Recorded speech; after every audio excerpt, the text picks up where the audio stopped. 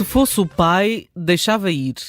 Há muitas mães, e ao contrário, muitos pais, que ouvem estas frases quando é a vez deles ficarem com os filhos. E é exatamente um assunto, um tema, uma situação destas que uma mãe, divorciada há 10 anos, cujas filhas vivem com ela, quando não acede a um pedido, ouve esta frase: Eduardo, como é que se resolve isto? Se fosse na casa do papá era melhor. Olá, Steve.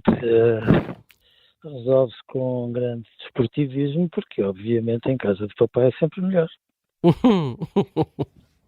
Ou seja, na casa onde não vivemos, por definição, é sempre melhor. Os nossos filhos, quando querem ser um bocadinho demagógicos, não lhes falta nada, não é? E, portanto, se percebem que um argumento desses deixa uma mãe a balançar, evidentemente que o vão repetir 1, 2, 20, 30 vezes.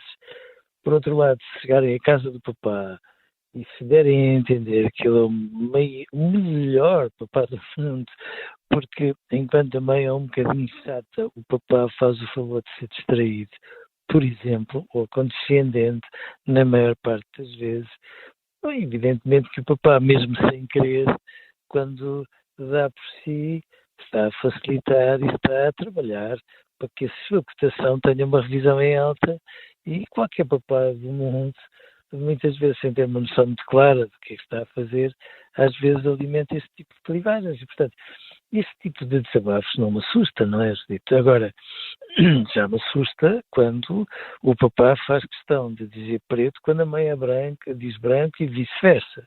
E aí há muitos papás, muitas mamães assim, e isso aí preocupa-me muito, porque de facto eu acho que às vezes não medem as consequências que isso acaba por ter na vida de um filho e na maneira como traz confusão, sem ter um conjunto de referências minimamente organizado, mínimo denominador comum, que faça com que as perspectivas do pai e da mãe tenham pontos de contacto e sirvam de orientação para um filho. É verdade que é uma forma de, como dizia o Eduardo, usar um pouco de demagogia e populismo, mas pode ter efeito. O progenitor pode se sentir, enfim, em desvantagem em relação ao outro, pode até pôr em causa a sua decisão. Às vezes pode, mas vamos lá ver. Eu também estou certo que os pais, independentemente dos dias maus em que este tipo de argumentos magoam e arranham, eu também estou certo que os pais têm o equilíbrio suficiente para perceber que isto vale o que vale.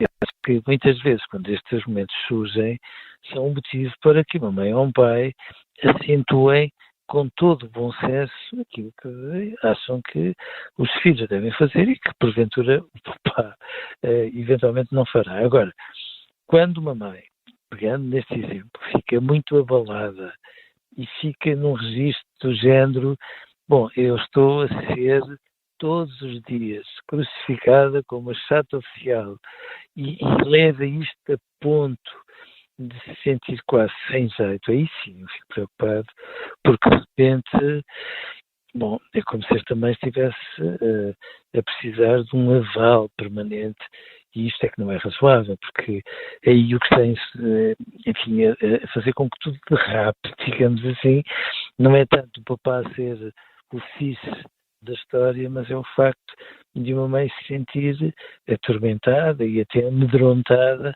unicamente porque define um conjunto de parâmetros que, em consciência, são aquilo que mais ajuda ao crescimento de um filho. Mas isto pode-se dizer que é manipulação por parte deste adolescente. Não, Vitor, é essa. Os nossos filhos, quando se trata de quererem dar um jeitinho, não são nada assim.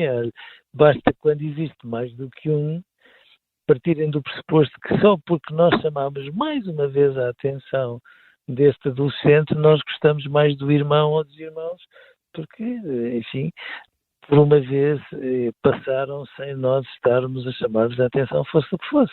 E, portanto, mas os filhos fazem isto. quando se trata de sair à noite vestidos.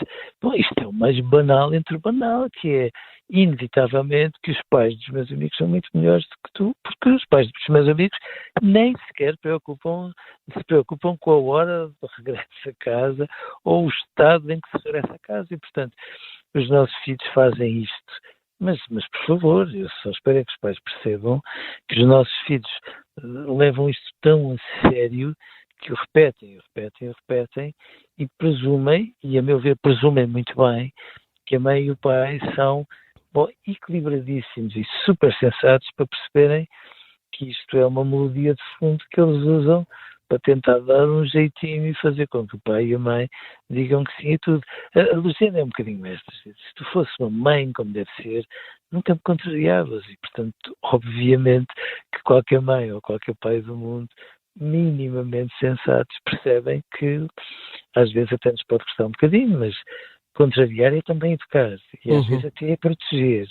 E, portanto, vamos lá, os pais bonzinhos não são necessariamente bons pais. E aqueles que tomam decisões difíceis, daqui a 10, 20 anos, terão a sua... serão reconhecidos. Não precisam de tanto tempo. Não precisam, porque os miúdos podem fazer o seu papelão, mas têm uma noção muito clara, quase na hora, da sensatez daquela atitude e manifestam-me com uma gratidão que muitas vezes pode não ser explícita junto dos pais, o que é uma pena, porque devia, mas é claramente explícita junto dos amigos e fazem-no com um orgulho desmedido. Portanto, vamos lá com calma. Eles podem ser um bocadinho malandrotes quando se trata de argumentar, mas distraídos, a este ponto, nunca. Então, pronto, esta mãe que fique descansada, já sabe o que há de fazer e que não se preocupe muito com isto. Eduardo, um grande abraço, obrigada. Até amanhã. Até amanhã.